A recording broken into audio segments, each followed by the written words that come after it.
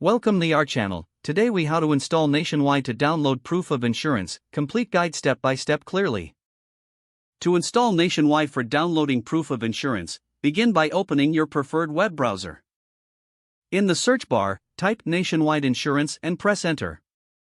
Locate the official Nationwide website in the search results and click on the link. Once the site loads, look for the login button, usually located at the top right corner of the homepage. Click on the Login button. If you already have an account, enter your username and password.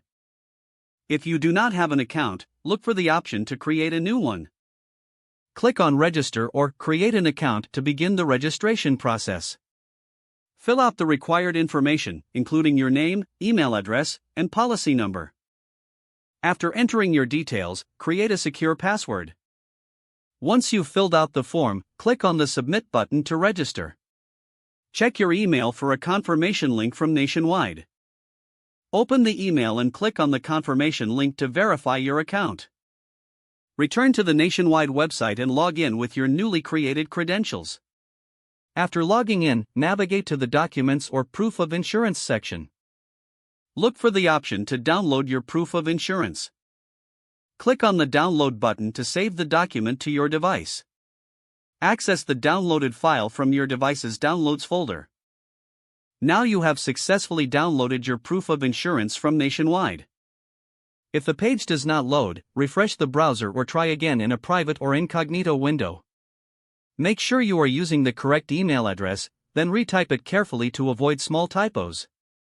If your password is not accepted, use the reset option and create a new strong password you can remember. Check your spam folder for verification or security emails, then complete any requested confirmation steps. Enable two-factor authentication if available to improve account security and reduce unauthorized access risk.